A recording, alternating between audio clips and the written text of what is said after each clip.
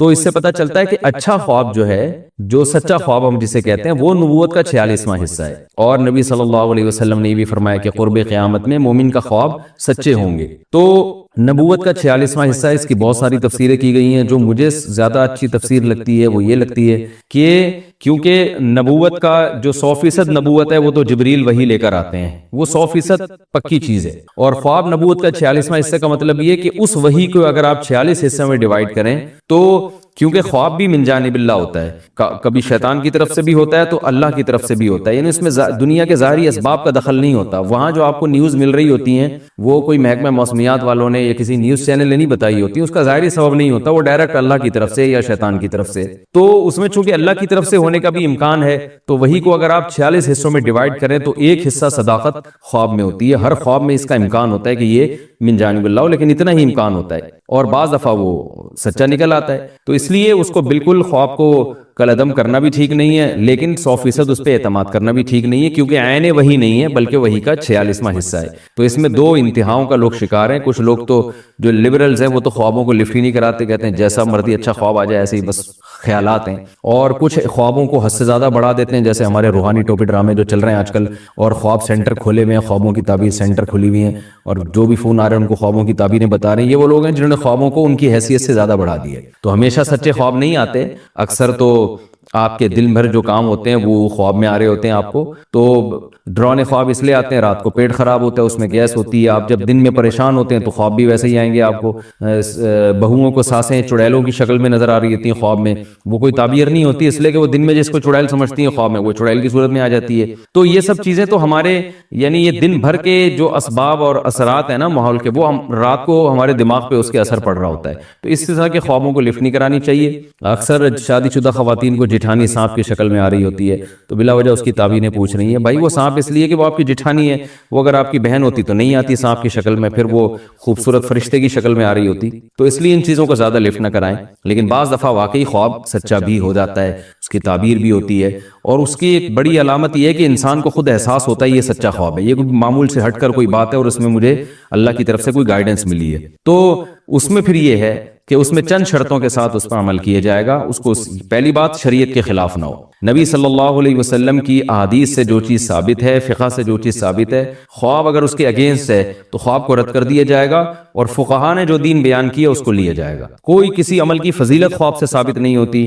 کسی عمل کا مستحب ہونا بھی خواب سے ثابت نہیں ہوتا کہ آپ کو خواب میں آ کے یہ کس فرشتے نے کہہ دیا کہ جو ہے نا آپ تہجد کے وقت 8 رکعتیں پڑھیں تو یہ ثواب ملے گا، تو 8 رکعتوں کا الگ سے کوئی ثواب نہیں ہے، جو تہجد کی ہیں وہی ہیں۔ یا کسی کو آ کے بتا دیا کہ یہ والی تسبیح پڑھو گے تو یہ ثواب ملے گا، تو ثواب ملنا نہ ملنا یہ شرعی معاملہ ہے، یہ قرآن و سنت سے پتہ چلے گا، اس کو خوابوں سے کوئی تعلق نہیں ہے۔ آپ کو آ کے بتا دیا کہ فلاں مولانا صاحب ہے ان سے مسئلہ پوچھا کرو، وہ بالکل صحیح ہیں، تو آپ ان مولانا کی تحقیق کر لیں۔ اگر علماء کو ان پر مولانا پر اعتماد نہیں ہے تو پھر آپ خواب کی بیس پر ان پہ اعتماد نہیں کر سکتے، کیونکہ قرآن کیا کہہ رہا ہے، فَاسْأَلُوا أَهْلَ الذِّكْرِ إِن كُنتُمْ لَا تَعْلَمُونَ، علماء سے پوچھو۔ تو جب علماء کسی پر اعتماد نہیں کر رہے ہیں تو سارا دن آپ کو خواب میں بشارتیں ملتی رہیں کہ یہ بہت نیک ہے، یہ بڑے بزرگ ہیں، اس کی بزرگی پر یقین نہ کریں آپ، کیونکہ یہ علماء کے قول میں اور خواب میں جب تضاد ہو رہا ہے تو قرآن آپ کو علماء کے قول کی تقلید کا حکم دے رہا ہے۔ ایسے موقع پہ فَاسْأَلُوا أَهْلَ الذِّكْرِ، اہل علم سے رابطہ کرو۔ تو شرعی لوگ کیا کرتے ہیں، شرعی حدود سے تجاوز کرتے ہیں خوابوں کے معاملے میں، رشتے کر دیتے ہیں۔ وہ خواب آیا تو وہ لڑکا آیا تھا خواب میں کہ بالکل ایک خوبصورت فرشتے کی شکل میں، لہذا میری بیٹی کے لیے وہی مناسب ہے۔ اب گراؤنڈ ریئلٹی کہہ رہی ہے وہ بندہ ٹھیک نہیں ہے، جب آپ نے تحقیقات کروائیں تو پتہ چلا کہ وہ ٹھیک نہیں ہے۔ تو حدیث بھی یہی کہہ رہی ہے، اذا خطب الیکم من ترضون دینہ وخلقہ فزوجوہ، جب کوئی ایسا شخص نکاح کا پیغام بھیجے جو دین اور اخلاق سے تم مطمئن ہو تو نکاح کرو۔ تو مفہوم سے یہی پتہ چل رہا ہے کہ اگر ایسا الٹا سیدھا آڑا ترشا آدمی آ رہا ہے تو نکاح مت کرو۔ اب خواب میں روزانہ وہ فرشتے کی شکل میں بھی آ رہا ہو، لیکن حدیث ہمیں کہہ رہی ہے کہ اخلاق اور دین دیکھنا ہے آپ نے۔ تو یہ بہت زیادہ لوگوں میں نا قرآن و حدیث کے مقابلے میں خوابوں کو لا کے کھڑا کر دیا، مشاہدے کے مقابلے میں خواب کو لا کے کھڑا کر دیا۔ اب مثال کے طور پر مشاہدہ یہ کہہ رہا ہے کہ آپ فلاں جگہ سے اگر جائیں گے تو ڈاکو ہیں، لوگ آپ کو خبریں دے رہے ہیں کہ وہاں جگہ آپ گزریں گے تو وہاں ڈاکو کھڑے ہوئے لوٹ رہے ہیں، آپ کی آنکھ لگ گئی، خواب میں آیا کہ وہاں تو فرشتے کھڑے ہوئے ہیں، ڈاکو نہیں ہے۔ اب آپ وہاں سے گزرو گے اس بیس پہ کہ جی مجھے خواب میں بشارتیں آ رہی ہیں، تو یہ آپ کے بیوقوف ہونے کی علامت ہوگی، کیونکہ شریعت نے ہمیں جو لوگوں کی اخبار اور لوگوں کی خبریں ان پر اعتماد کرنے کا ہمیں حکم دیا ہے. ہم جو حدیث میں بھی تو لوگوں کی خبر پہ اعتماد کرتے ہیں نا, تو ثقہ لوگ جب کوئی خبر دیں گے تو اس کو مانا جائے گا. تو یہاں یعنی خواب سے بڑھ کر جب کوئی دلیل آئے گی ہمارے پاس تو پھر اس دلیل کو فوکس کیا جائے گا, خواب کو رد کر دیا جائے گا. ہاں آپ کا خواب کسی دلیل سے نہیں ٹکرا رہا تو پھر اس پر عمل کرنے میں کوئی حرج نہیں.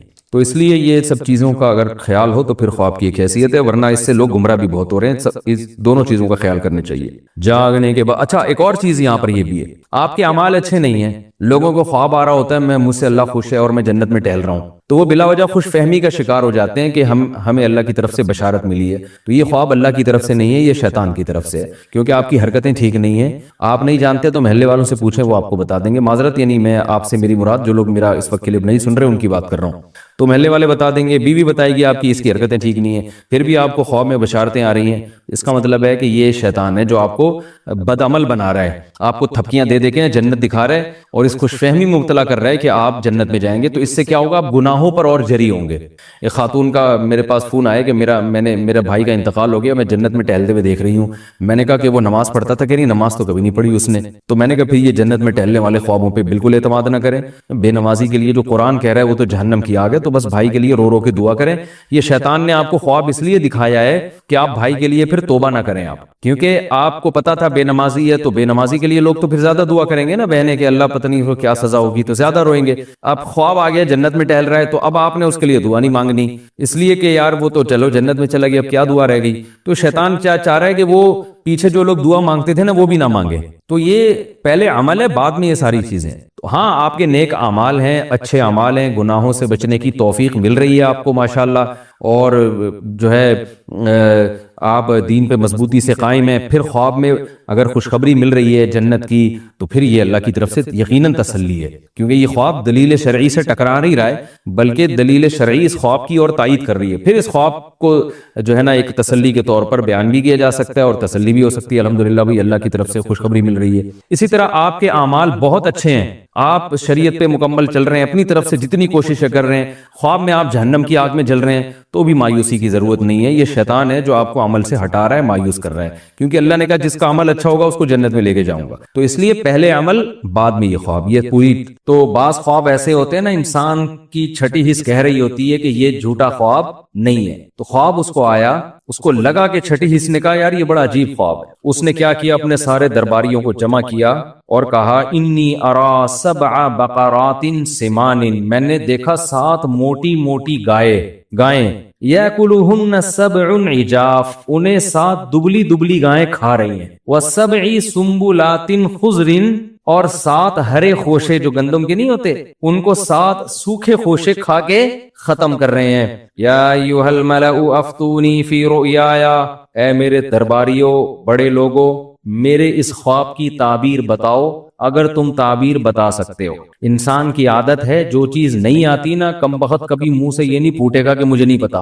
یہ بہت پڑھے لکھے ہونے کی علامت ہوتی ہے کہ آپ کو جو بات نہیں آتی آپ کہتے ہیں سر مجھے معلوم نہیں. دنیا میں 100% چیزیں کسی کو بھی نہیں پتا ہوتی, لیکن بعض لوگوں کو شوق ہوتا ہے ہر فیلڈ میں ٹانگ اڑانے کا. حدیث کا علم بھی ان کے پاس ہے, فقہ کا علم بھی ان کے پاس ہے, میڈیکل سائنس بھی ان کے پاس ہے, انجینئرنگ کا علم بھی ان کے پاس ہے, جہاز اڑانا بھی یہ جانتے ہیں, سیاست پہ تبصرہ بھی یہ بہت اچھا کر سکتے ہیں, فوج سے بھی ان کے بڑے اچھے تعلقات ہیں, ایجنسی سے بھی ان کے بڑے اچھے تعلقات ہیں, اور بخاری کا بھی ان کو پتا ہے, مسلم کا بھی ان کو پتا ہے, تاریخ بھی ان کو پتا ہے, انہی کو سب کچھ پتا ہے, باقی دنیا میں سب گھاس کھا رہے ہیں. تو مارکیٹ میں یوٹیوب پہ اس قسم کی چیزیں ہول سیل کے حساب سے موجود ہیں. تو یہ جو درباری تھے نا بادشاہ کے محل میں, ان کو چاہیے تھا بول دیتے ایکسکیوز می سر ہمیں اس کی تعبیر معلوم بولو نہیں ہے, بول دیتے سر پتہ نہیں کیا تعبیر ہے. لیکن کیا جب مجھے ایک دفعہ نا 2 سال پہلے ہمارے کسی دوست نے تعبیر پوچھی, میں تو تعبیریں بتاتا نہیں, ٹائم ہی نہیں ہے ہمارے پاس بھائی. اب وہ چپک گئے کہ یار مجھے تعبیر بتاؤ. میں نے کہا بھائی میرا دماغ نہیں ہے ابھی, میں کدھر بیٹھ کے سوچوں کیا تعبیر ہے اس کی, ہمیں اپنے پتہ نہیں کتنے خواب آ رہے ہوتے ہیں. لیکن وہ تھے بھی بہت قریبی, پیچھے پڑ گئے. پھر میں نے سوچنا شروع کیا, مجھے کوئی تعبیر کھوپڑی میں نہیں آئی. میں نے ان کو کہہ دیا بھائی مجھے اس کی تعبیر معلوم نہیں ہے کسی اور سے پوچھو. ایک شعر سناؤں ذرا غور سے سنو, آگے آتا نہیں کسی اور سے سنو, ٹھیک ہے نا. یہ والا شعر ہم نے ان کو سنا دیا. وہ پھر چپک گئے, نہیں جی مجھے تعبیر بتاؤ. اب پتہ نہیں خواب کیا تھا. اللہ کی قدرت کے میں ایک دن چائے پی رہا ہوں اور مجھے اس خواب کی تعبیر دماغ میں آ گئی, اور ایسی خاندانی آئی کہ بالکل جو بھی سنتا وہ کہتا ہے یار ہٹو بچوں تعبیر ہے. تو میں نے ان کو خواب کی تعبیر بتائی اور وہ ان کے حالات پر بالکل فٹ آ رہی. تو بعض دفعہ انسان کے دماغ میں اللہ تعبیر ڈال دیتے ہیں, بعض دفعہ تعبیر نہیں ڈال. اکثر میں خواب بتاتا ہوں نا, ایک خاتون نے مجھے کہا کہ میں نے اپنے شوہر کو دیکھا گندے کپڑوں میں, گندے لباس میں. وہ خاتون اپنے شوہر کے خلاف یہ خواب مجھے سنانا چاہ رہی تھی کہ شوہر گندے کپڑوں میں, اس کا مطلب بندہ میلا ہے. یہ بندہ کیا ہے, کہتے ہیں نا میلا, اور اس کے بچے بھی ہوتے ہیں, لوگ کہتے ہیں میلے کا وہ اس کے ابا کو لوگ کہتے ہیں میلے کا باپ آ رہا ہے, ٹھیک ہے نا. تو میں نے اس خاتون سے کہا کہ مجھے اس کی تعبیر یہ معلوم ہوتی ہے کہ آپ ٹھیک نہیں ہو. وجہ اس کی ہے کہ شوہر کا لباس میلا, تو شوہر کا لباس تو بیوی ہے. قرآن کہتا ہے نا ہن لباس لکم وانتم لباس لہن, بیوی کا لباس شوہر ہے اور شوہر کا لباس کیا ہے, بیوی. تو اللہ نے آپ کو تنبیہ کی ہے کہ آپ ٹھیک ہو جاؤ. تو وہ پھر جب ان کی حالات سامنے آئے نا تو پتا چلا کہ واقعی عورت کا سلوک شوہر کے ساتھ ٹھیک نہیں تھا. بعض دفعہ اس کے برعکس بھی ہوتا ہے, میاں ٹھیک نہیں ہوتا, لیکن کبھی ایسا بھی ہو جاتا ہے, کہیں کہیں چیدہ چیدہ ایسے واقعات بھی مل جاتے ہیں کہ کہیں خاتون کا سلوک ٹھیک نہیں ہوتا. تو خواب کی تعبیر بعض دفعہ ذہن میں آتی ہے, بعض دفعہ نہیں آتی. جب نہیں آئے انسان بول دے بھائی مجھے معلوم نہیں, لیکن ان کو یہ توفیق نہیں ہوئی کہ منہ سے پھوٹ دیں کہ ہمیں معلوم نہیں ہے. ظاہر ہے بےزتی ہو جائے گی, تو بادشاہ کہے گا تم پھر ہو کیا, اتنے بڑے فنٹر کیوں بنے ہوئے. تو جواب میں کہنے لگے اغواص احلام, بادشاہ سلامت یہ خواب نہیں ہے, پراگندہ خیالات ہیں. دن بھر حکومت کے کاموں میں آپ مصروف رہتے ہیں, بغاوتوں کو کچلنا, سلطنت کی حدود کو, ظاہر ہے ٹینشن میں آدمی کو جیسے ساس سانپ کی شکل میں اور جٹھانی چھپکلی کی شکل میں آ سکتی ہے, تو آپ کو بھی موٹی پتلی گائیں خواب میں کیا ہو رہی ہیں, آ رہی ہیں. وما نحن بتأویل الاحلام بعالمین, اور اس قسم کے جو الٹے الٹے خواب ہوتے ہیں نا, ان کی تعبیریں ہم نہیں جانتے. یہ تو خواب ہی نہیں ہے, تو ہمیں دماغ میں الٹ پٹانگ خیالات تھے جو گائے اور بھیڑ بن کے آ گئے. یہ والے خوابوں کی تعبیر ہم نہیں جانتے. وہ خاندانی خواب ہو تو سنائیں, ہم تعبیر بھی بتائیں. وقال الذی نجا منہما, جس کو نجات ملی تھی نا, جو بادشاہ کو شراب پلانے پر مامور تھا, اس کو ایک دم یاد آیا, ارے خواب کی تعبیر تو یوسف نے بتائی تھی اور بڑی صحیح تعبیر نکلی تھی. فوراً نمبر بنانے کے لیے بادشاہ سے کہنے لگا انا انبئکم بتأویلہ فارسلون, میں بتاؤں گا تعبیر, مجھے ایک بندہ معلوم ہے, اس کے پاس مجھے بھیجو. حالانکہ اب تک وہ بندہ اس کو یاد نہیں تھا, اب اپنا مفاد ہے نا تو بندہ بھی یاد آ گیا. پھر کیا کہتا ہے, یوسف ایھا الصدیق, یوسف اے دوست. بھائی اتنی گہری دوستی تھی تو بندے کو بھول کیوں گئے. مفاد میں انسان القاب بھی لگاتا ہے اور یاد بھی رکھتا ہے, جہاں مفاد ختم بھول جاتا ہے. یوسف ایھا الصدیق, یوسف اے میرے دوست, افتینا فی سبع بقرات سمان, ذرا فتویٰ دیں ہمیں, ذرا مسئلہ بتائیں, ذرا تعبیر بتائیں. 7 موٹی موٹی گائیں ہیں جو 7 دبلی گایوں کو کھا رہی ہیں, اور 7 ہرے خوشے سوکھے خوشوں کو کھا رہے ہیں. لعلی ارجع الی الناس, میں فوراً یہ تعبیر لے کے لوگوں کے پاس جاؤں گا, ان کو پتہ چل جائے گا. حضرت یوسف نے ایک لمحہ بھی توقف کیے بغیر فوراً تعبیر بتانا شروع کر دی. یہ معجزہ تھا ان کا. آج یوٹیوب پہ خوابوں کی تعبیروں کے نام پہ چینل بنے ہوئے ہیں, الو بنانے کے علاوہ کوئی کام نہیں کر رہے. خوب سمجھ لو. دیکھو جن دنیا میں جو بے روزگار ہوتا ہے نا, اس کو کوئی نہ کوئی ٹیکنیکل طریقہ چاہیے ہوتا ہے. جس آدمی کے پاس عزت کے صحیح راستے نہیں ہوتے تو کیا وہ بےزتی برداشت کر لے گا, تو وہ عزت کے دوسرے 2 نمبر راستے اختیار کر لیتا ہے. تو یوٹیوب پہ چینل بنا لیا, پھر پھینکتے رہتے ہیں وہاں بیٹھ کے, کبوتر نظر آیا تو یہ مطلب ہے, بلی نظر آئی تو یہ مطلب ہے, دودھ نظر آیا تو یہ مطلب ہے. پھینکتے رہتے ہیں, پھر لوگ ان سے رابطہ کرتے رہتے ہیں, یہ ادھر سے پھینک رہے ہیں ادھر سے لوگ. تو یہ آسان کام نہیں ہے. بعض دفعہ اللہ کسی کے دماغ میں ڈال دیتے ہیں, بعض دفعہ کرامت کے طور پہ کسی کو بتا دیتے ہیں, انبیاء کو معجزوں کے طور پہ بتا دیتے ہیں. تو یوسف علیہ السلام نے فرمایا تزرعون 7 سنین دأبا, بھئی اس کی تعبیر یہ ہے کہ تم لوگ 7 سال تک زراعت کرو گے اور خوب پیداوار ہوگی. مصر میں 7 سال تک ہیں تمہارے پاس. فما حصدتم فذروه فی سنبلہ, جب کھیتی کاٹو تو وہ جو سنبل ہے نا, سنبل جو کیا کہتے ہیں اس کو, خوشے جس کو کہتے ہیں, گندم کو اس سے نہ نکالنا. وجہ کیا ہے کہ اگلے 7 سال تک اسی گندم کو استعمال کرنا ہے تم نے, یعنی اسٹور کرو ابھی سے اگلے 7 سالوں کے لیے. یہ حضرت یوسف علیہ السلام نے ایسا کام مصر کو بتا دیا کہ قحط پوری دنیا میں پڑا تھا. پوری دنیا کو پتا چل گیا کہ مصر والوں نے ایڈوانس میں 7 سال کا راشن جمع کر کے رکھا ہوا ہے. یعنی اس خواب کی وجہ سے نا بہت بڑی تباہی سے مصر کو بھی بچایا اور باقی دنیا کو بھی. اور مصر کی جو گورنمنٹ تھی وہ معاشی لحاظ سے بہت اسٹیبل ہو گئی. وجہ اس کی یہ ہے کہ جب چینی مارکیٹ سے شارٹ ہو تو جس کے پاس چینی ہوگی وہ مالدار بنے گا کہ نہیں بنے گا. تو یوسف علیہ السلام نے ان کو بتایا بھائی 7 سال تک تمہارے پاس پیداوار کو کھانے کا اور جمع کرنے کا آپشن ہے, تھوڑا تھوڑا کھاتے رہو اور باقی اسٹور کرو. اسٹور کرنے کا طریقہ یہی تھا کہ بھئی اس کو نکالو نہیں ورنہ وہ کیڑا لگ جائے گا اس میں. تو اگلے 7 سال کے لیے اس کو اسٹور کر لو. اور پھر کیا ہے, ثم یاتی من بعد ذلک 7 شداد یاکل ما قدمتم لہن, اس کے بعد 7 سال بہت سخت آئیں گے قحط کے, جو کچھ تم نے جمع کیا ہوگا وہ 7 سال اس کو کیا کر دیں گے, کھا پی کے ختم. الا قلیلا مما تحسنون, سوائے اس کے جو تم نے بچا کے رکھ لیا پہلے سے مینجمنٹ کے تحت. اس سے ہمیں یہ بھی پتہ چلتا ہے کہ مستقبل کی پہلے سے پلاننگ کرنا یہ توکل کے خلاف. بول لو نا کیا ہو گیا یار, نہیں. لوگ کہتے ہیں نہیں پہلے سے پلاننگ نہیں کرتے, کھاؤ پیو اڑا دو پھینک دو, ادھر دعوتیں کر دی, جتنا پیسہ آیا ادھر بانٹ بوٹ کے اس کے بعد اگلے دن لوگوں سے قرضہ مانگتے. پان گٹکے کے پیسے بھی نہیں ہوتے اگلے دن اس کے پاس. اس لیے قرآن نے کہا کہ نہ اپنا ہاتھ اتنا پھیلاؤ کہ کل بھیک مانگنی پڑے, اور نہ اتنا تنگ کر دو کہ کنجوس لوگ کہنا شروع کر دیں تمہیں. اس لیے اعتدال والا راستہ. تو یوسف علیہ السلام نے کیا کیا بھائی, ان کو یہ بتایا.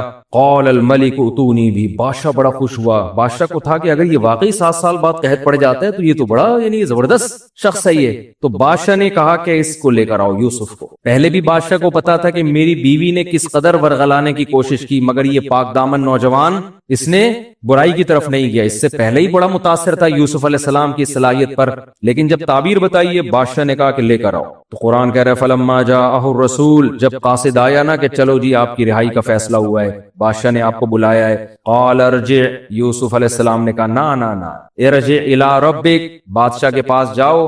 فاسألہ, اور بادشاہ سے پوچھو. ما بال النسوۃ اللاتی قطعن ایدیہن, جن عورتوں نے مجھے دیکھ کر اپنے ہاتھ کاٹ ڈالے تھے ان سے پہلے میری صفائی کی بات کرو. پہلے پوچھو غلطی پر کون تھا, میں تھا یا وہ تھی. کیا میں نے کسی کو برائی سے کسی کی طرف دیکھا؟ پہلے میری یہ پوزیشن واضح ہونی چاہیے, کیونکہ لوگ میں کنفیوژن تو ہو گئی تھی نا, کچھ کہہ رہا تھا یہ صحیح ہے, کچھ کہہ رہا تھے وہ صحیح ہے. تو یوسف علیہ السلام کو یہ بات معلوم تھی کہ میں اللہ کا پیغمبر ہوں, میں نے دعوت کا کام کرنا ہے. اگر میرے کردار مشکوک ہو گیا تو لوگ میری بات نہیں سنیں گے. یہاں بھی دیکھیں ویژن کو ترجیح دی جا رہی ہے رہائی پر. نہیں آئی بات سمجھ میں؟ حالانکہ اس کا خطرہ تھا کہ بادشاہ بول دے جاؤ پھر میں رہائی نہیں کر رہا. یہ تو اسی بات کو لے کے بیٹھے ہوئے ابھی تک, میں کیا اپنی بیوی کی بدنامی کروں میں لوگوں کے سامنے؟ سمجھ میں نہیں آ رہی یار بات. کہہ سکتا تھا نا بادشاہ کہ بھائی واپس جاؤ پھر وہیں رہ لو, ہم تو نہیں, بس کنفیوژن میں ہی رہنے دو تاکہ میری عزت رہے. یوسف علیہ السلام کو پتا تھا کہ بھئی میں نے دین کی دعوت دینی ہے, میں یہ سب کچھ دنیا کے لیے نہیں کر رہا. تو میرے کردار پہ اگر انگلی اٹھے گی تو میری دعوت میں جان نہیں رہے گی. اس لیے یوسف علیہ السلام نے فرمایا جاؤ جاؤ جاؤ, پہلے جا کے بولو میری برات کا اعلان کرے. پہلے عورتیں بتائیں جمع ہو کے کہ یوسف صحیح تھے, ہم کیا تھے, ہم غلط تھے. نبی صلی اللہ علیہ وسلم کی تواضع ہے. آپ نے فرمایا کہ صحیح حدیث ہے کہ یوسف کا صبر تھا. حدیث کا مفہوم ہے کہ جیل سے قیدی بلانے کے لیے آیا اور نہیں گئے. آپ صلی اللہ علیہ وسلم نے فرمایا میں اگر ہوتا تو چلا جاتا. یہ تواضع تھی نبی صلی اللہ علیہ وسلم کی کہ یعنی ایسے موقع پہ ہر آدمی یہی کرتا ہے, بھائی پہلے جیل سے نکلو, یہ چیزیں بعد میں نمٹاتے رہیں گے بیٹھ کے, کون صحیح تھا کون غلط تھا. لیکن یوسف علیہ السلام کو یہ خطرہ تھا کہ بعد میں ہو سکتا ہے بادشاہ اس کو زیادہ ویلیو نہ دے. جب رہائی ہو گئی تعبیر بتا دی کیا بس پھر نہیں, ابھی تو میں بادشاہ کی ضرورت ہوں, ابھی جو کام کروا سکتے ہو کروا لو. اس سے خوب سمجھ لو, بہت اہم پوائنٹ کی بات ہے نوٹ کرنے کی. کچھ علماء حکومت سے ملتے ہیں اپنے فائدے کے لیے, کچھ ملتے ہیں قوم کے فائدے کے لیے. تو دونوں طرح کے علماء میں فرق کرنا ضروری ہے. ہم ہر طرح کے عالم پر تہمت لگا دیتے ہیں کہ یہ سرکاری ملا ہے, یہ آرمی کے آفیسر سے مل رہا ہے, یہ وزیر اعظم سے مل رہا ہے, یہ صدر سے مل رہا ہے. یوسف علیہ السلام بھی تو بادشاہ سے مل رہے تھے نا جا کے. بادشاہ نے جب بلایا محل میں, یوسف علیہ السلام کیسے جا, میں کچھ سرکاری لوگوں سے تھوڑی ملتا ہوں, مجھے رہا کرو بس چھوڑ دو. تعبیر بتانی تھی بتا دی, چلو نہیں نہیں نہیں، یوسف علیہ السلام جانتے ہیں بادشاہ کے پاس رہ کے جو کام ہو سکتا ہے وہ گلی محلوں میں نہیں ہو سکتا، تو موقع ہاتھ سے جانے نہیں دینا چاہیے۔ تو اس لیے کسی عالم کو اگر کوئی حاکم دعوت دے بلائے اور وہ عالم سمجھتے ہیں کہ اس سے تعلقات سے ملک کو فائدہ ہوگا، تو ایسا عالم اگر اس حاکم کے پاس نہیں جاتا تو گناہ کا خطرہ ہے۔ اور آج میڈیا پہ آپ کا جو لیڈر ہے وہ کتنے بڑے آدمی سے ملے، اس کی تعویل کرتے ہیں، قوم کے وسیع تر مفاد میں حضرت نے حضرت سے ملاقات کی، لیکن آپ جس سے آپ کو دشمنی ہے وہ کسی چھوٹے افسر سے بھی ملے گا۔ ہم تو پہلے ہی کہتے تھے فوج کا پٹھو ہے، تمہارے والے جو مرضی کرتے رہے، نہ وہ فوج کے پٹھو، نہ وہ ایجنسیوں کے پٹھو، نہ وہ امریکہ کے غلام، اور تمہارے اگینسٹ اگر کوئی ہو تو وہ کسی سے بھی ملے اس پہ الزام۔ یہ مارکیٹ میں ہول سیل کے حساب سے چل رہا ہے۔ ہاں ایسے بھی لوگ ہیں جو واقعی سرکاری ملا ہیں، وہ گورنمنٹ سے ملتے ہیں اپنے فائدے کے لیے، لوگوں کے فائدے کے لیے نہیں۔ تو عام طور پہ فرق کیسے ہو سکتا ہے؟ دیکھو کون پیسے لے رہا ہے اور کون الٹا خرچ کر رہا ہے۔ ہم ایسے علماء کو جانتے ہیں جو افسروں سے ملتے ہیں ان کو ہدیے دیتے ہیں الٹا، وہ افسر بھی حیران ہوتے ہیں کہ یار یہ مولانا ہو کے ہم کو الٹا ہدیہ دے رہا ہے وہ الٹا ان پہ خرچ کر رہے ہوتے ہیں۔ اور ایسے بھی ہوتے ہیں کہ وہاں سے چھپڑ میں لفافے لے رہے ہوتے ہیں۔ تو ہر طرح کی چیز مارکیٹ میں آپ کو ملے گی، سب کو ایک لاٹھی سے نہیں ہانکنا چاہیے۔ تو یوسف علیہ السلام کیا کہہ رہے ہیں؟ اپنے لیے نہیں، لوگوں کے لیے، کہ میں جب دعوت دوں گا تو میری پوزیشن واضح ہونی چاہیے۔ کہنے لگے جاؤ اس کو جا کے بولو ما خطبکن اذا راوتن یوسف عن نفسی، عورتوں کو جمع کر کے پوچھو کہ اس میں غلطی پر کون تھا۔ بادشاہ نے جمع کیے سب عورتوں کو، بھئی ایک بیان ریکارڈ کرواؤ، ٹھیک ہے نا؟ یوسف آنے کے لیے تیار نہیں ہے جب تک صفائی بیان نہ ہو۔ ان عورتوں نے کہا الآن حس الحق، بادشاہ کی بیوی زلیخا نے کہا اب اللہ نے حق کو واضح کر دیا ہے۔ ہم کتنے الزام لگائیں دوسرے پر، لیکن اللہ نے اس نوجوان کی پوزیشن کو صاف کرنا تھا، اب حق واضح ہو چکا ہے، اب ہم دو نمبری کریں گے کوئی فائدہ نہیں ہے۔ انا راودتہ عن نفسی، میں نے اس کو برائی کی دعوت دی تھی، انہ لمن الصادقین، وہ سچ بول رہا ہے، اس نے میری طرف گناہ کا ارادہ نہیں کیا۔ یوسف علیہ السلام نے اب اتنی اپنی پوزیشن واضح کروائی ہے تو اس میں تکبر کا عنصر ہو سکتا تھا نا؟ نہیں، یہی بات سمجھ بھائی، ایک آدمی بار بار کہہ رہا ہے میں ٹھیک ہوں، میں ٹھیک ہوں، میں بالکل صحیح ہوں، میں بالکل صحیح ہوں، تو ہم کہتے ہیں نا بھائی تو کیا ہو گیا یار، اگر تو غلط بھی ہے تو توبہ استغفار کر لے، اتنا کیوں اپنے آپ کو ثابت کر رہے ہیں کہ میں ٹھیک ہوں، میں غلط ہو ہی نہیں سکتا؟ اس میں ایک قسم کا تکبر کا عنصر ہے نا؟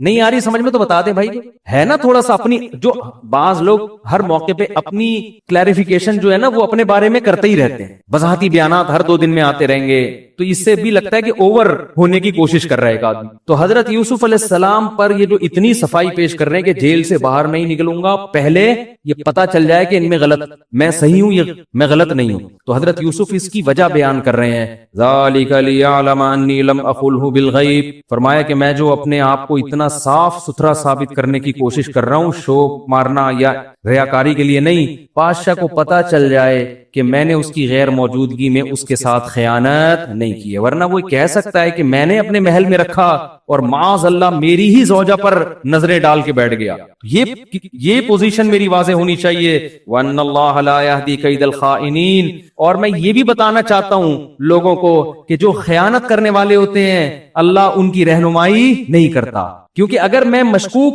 مجھ پر الزام لگتے اور ترقی ملتی تو لوگ کہتے یار 2 نمبر ہو کے بھی بڑی ترقیاں مل سکتی ہیں۔ تو میں بتانا چاہتا ہوں کہ تقوی کے ساتھ جو کچھ ملتا ہے انجام متقیوں کا اچھا ہوتا ہے۔ لگے وما ابرئ نفسی، میں اپنے نفس کو بری نہیں کرتا کہ میرا نفس بڑا پاک دامن ہے، مجھ سے گناہ ہو ہی نہیں سکتا، نا نا نا نا، ان النفس لامارۃ بالسوء، نفس کا تو کام ہی برائیوں کی دعوت دینا ہے۔ کتنی تواضع ہے، آپ دیکھو کتنی تواضع۔ اور آج ہم تھوڑی سی کوئی تعریف کر دے تو کیسا چوڑے میں آ جاتے ہیں، اپنی اپنی تعریف کی ویڈیو بنا بنا کے یوٹیوب پہ خود ہی ڈال رہے ہوتے ہیں، میں بہت اچھا ہوں، میں نے یہ کیا، میں نے یہ کیا، میں بہت اچھا۔ تو تواضع اللہ کو پسند ہے۔ یوسف علیہ السلام نے اپنی پاک دامنی بیان کی اور پھر کیا کہہ رہے ہیں، وما ابرئ نفسی، بھائی میں یہ نہیں کہہ رہا میں اچھا ہوں، انسان کی جو اندر کی میں ہے وہ تو برائی ہی کی دعوت دیتی ہے، इल्ला मा रहिम रब्बी, हाँ जिस पर मेरा रब रहम कर दे। तो ये मेरे रब ने मुझ पर रहम किया था कि मुझे बुराई से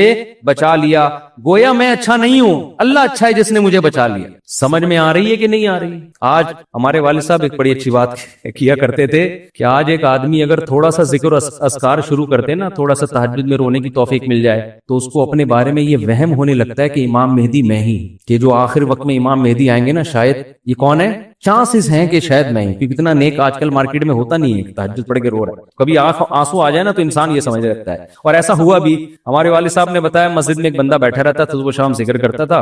कहते हैं एक दिन मेरे पास आया, मेरे वालिद साहब का नाम था मसूद साहब। कहने लगा हाफिज मसूद साहब एक बात करनी है आपसे। मेरे वालिद साहब कहते हैं, मैंने कहा जी बताओ बेटा। कहने लगे छुप के ना छांव में ले जाके कहने लगा, मुझे लग रहा है कि शायद इमाम मेहदी मैं ही। तो वालिद साहब कहते हैं मैंने उससे कहा बेटा ये बात मुझे बताइए, मेरे अलावा किसी और को नहीं बता। वो भरोसा नहीं है कोई बंदा पेल के ना चला जाए। ये तो मैं अपनी तरफ से अल्फाज इस्तेमाल कर रहा हूँ, कोई मार मूर न दे। कह रहे हैं उसको मैंने सीधा कर लिया तो इंसान का बच्चा बन गया। वरना होता क्या है, आदमी कहता है चल तू इमाम मेहदी और मैं तेरा असिस्टेंट, ठीक है ना, मिलके दुकान चलाते हैं। वक़ाल मलिकु तूनी बिही अस्तखलिसु लिनफ्सी। जब बादशाह ने ये बातें सुनी है ना यूसुफ अलैहिस्सलाम के पाक दामन भी हैं और शो भी नहीं मार रहे, ये कह रहे हैं कि ये मेरा कमाल नहीं है, किसका कमाल है, अल्लाह। हालांकि ऐसे मौके पे तो इंसान कितना कोशिश करता है ना आगे निकलने की। बादशाह था ज़हीन आदमी। ज़हीन आदमी क्या करता है, थोड़ी देर में ऑब्जर्व कर लेता है कि इस आदमी की शख्सियत में वजन कितना है। बाज लोग बहुत बोल रहे होते हैं मैं यूं, आदमी को अंदाजा हो जाता है ये बातों का फेंकू है और कुछ भी नहीं है। तो ये जो लोग कहते हैं ना कि तकरीर से, बयान से लोग ऑब्जर्व कर लेते हैं किसी की बातचीत से, ये हकीकत है। जिनमें ऑब्जर्व करने की सलाहियत होती है ना, वो बंदे को 10-15 मिनट में जांच लेते हैं कि इसका वजन कितना है। बादशाह को अंदाजा हो गया भाई ये मामूली नहीं है, ये बहुत ज्यादा अच्छे अखलाक के हामिल है और बड़े ज़हीन है। लिहाजा बादशाह ने कहा सिर्फ रिहाई नहीं मिलेगी, ईतूनी बिही, इनको लेकर आओ, अस्तखलिसहु लिनफ्सी, मैं इनको अपना मुशीर खास बनाऊंगा। ये मैंने जो मुस्टंडे बिठाए हुए हैं ना मशवरे के लिए, जिनको ख्वाब की ताबीर आती नहीं है और बोल रहे हैं कि उल्टे उल्टी बातें हमें नहीं पता, ये मुस्टंडे मार्केट से क्या होंगे, अब ये मरवाएंगे मुझे। ठीक है ये भी रहेंगे वजीर, इनको ओहदे रहेंगे, लेकिन जो मेरा खास मुशीर होगा वो कौन होगा, वो यूसुफ होगा। मुझे ऐसे लोग चाहिए।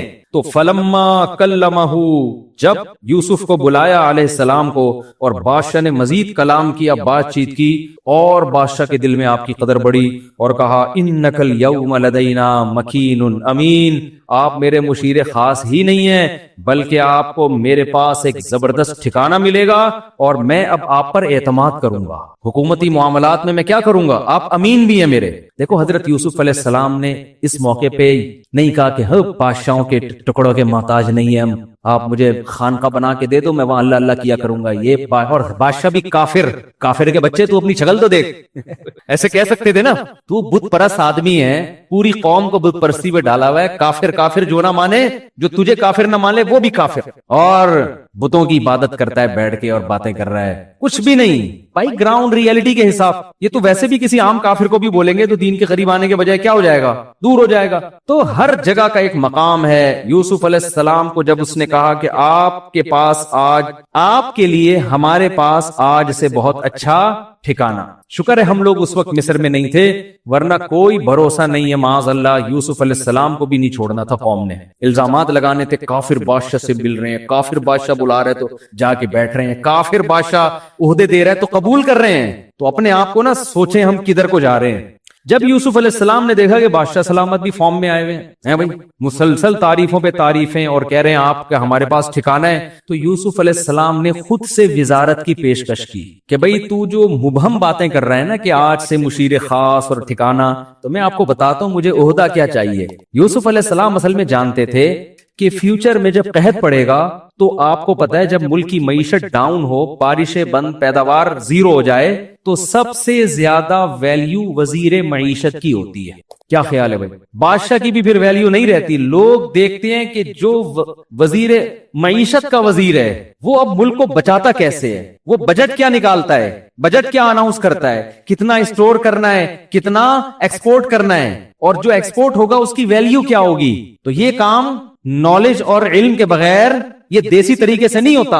کہ جناب آپ نے کہا کہ ہم یوں کریں گے کہ جی وہ قرضہ معاف کرانے کے لیے ہم کہیں گے یہ والا چندہ لے کے IMF کا قرضہ دیں گے، مزید سود مانگو گے تو غوری میزائل سے اڑا دیں گے ہم. بعض لوگوں کی یہ بھی رائے ہے، ان کا اپنا ایک نظریہ ہے. تو یہ دیسی طریقے سے نہیں ہوتا، اس کے لیے اکاؤنٹنٹ ہوتے ہیں، اکنامکس کے ماہرین ہوتے ہیں. یہ جو CA کرتے ہیں نا آج گورے CA کرواتے ہیں نا چارٹرڈ اکاؤنٹنٹ، آپ کو پتا ہے کہ اکاؤنٹنگ کے علم کی بنیاد مسلمانوں نے رکھی ہے، بلکہ کچھ اصطلاحات بھی اکاؤنٹنگ میں وہی استعمال ہو رہی ہیں جو مسلمانوں کی تھی، کیونکہ مسلمانوں نے 1920 میں جا کے خلافت عثمانیہ ختم ہوئی ہے. تو پوری پتہ نہیں کتنے کنٹری تھے، آپ ذرا گوگل پہ لکھے کتنے ملک تھے جو خلافت عثمانیہ کے تحت تھے.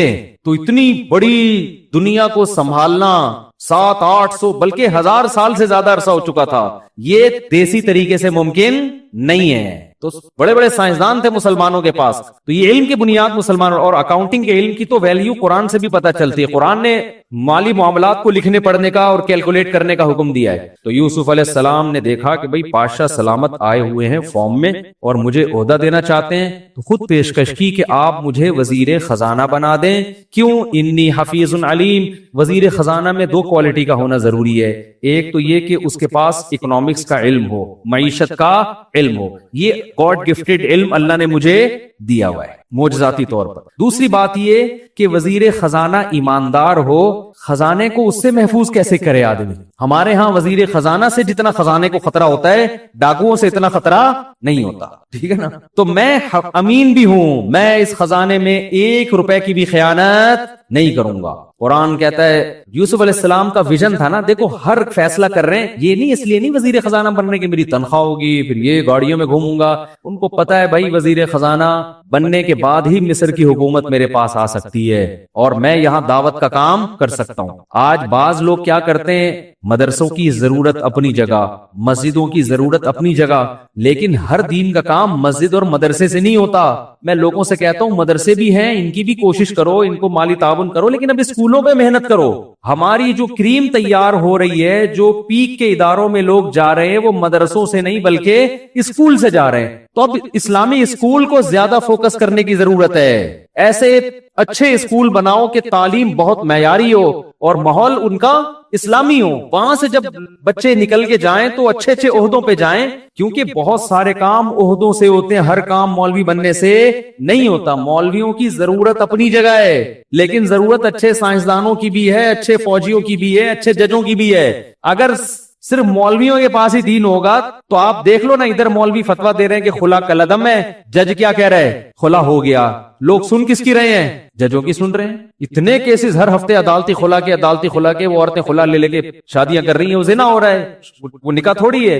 طلاق کا اختیار تو قرآن میں صاف طور پر ہے کہ جج کے پاس نہیں ہے، شوہر کے پاس ہے، مگر دے مار 4.5 ڈگریوں پہ ڈگریاں جا رہی ہیں خلا کی. تو اگر ججز جب تک دین کا علم رکھنے والے نہیں ہوں گے، اسمبلیوں میں لوگ دین کا علم رکھنے والے نہیں پہنچیں گے، اس وقت تک ملک میں صحیح معنوں میں تبدیلی نہیں ہو سکتی. تو جلدی سے چلتا ہوں میں آگے.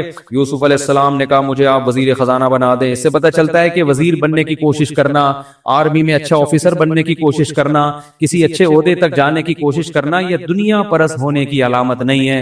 ہاں ویژن آپ کا اچھا ہونا چاہیے. سمجھتے ہو گے نہیں سمجھتے؟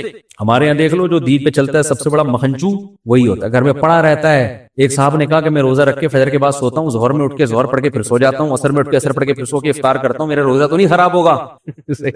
تو روزہ تو ہو گیا آپ کا، پھر بھوکے پیاسے تو رہ لیے آپ، لیکن یہ کوئی لائف سٹائل ہے یار؟ یہ کیا کرے گا بندہ دنیا میں بیٹھ؟ اچھا بھائی خیر.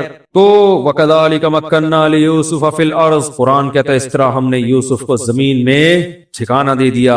يَتَبَوَّأُ مِنْهَا حَيْثُ يَشَاءُ، اور ایسی پاورفل حکومت آ گئی کہ مصر میں جہاں چاہیں ٹھکانہ بنائیں، پورا مصر ان کے کنٹرول میں آ گیا. نُصِيبُ بِرَحْمَتِنَا مَن نَشَاءُ، ہم جس کو چاہتے ہیں اپنی رحمت پہنچاتے ہیں. وَلَا نُضِيعُ أَجْرَ الْمُحْسِنِينَ، جو سب سے بہترین آیت کہ ہم اچھے عمل کرنے والوں کے اجر کو ضائع نہیں کرتے. کیا مطلب؟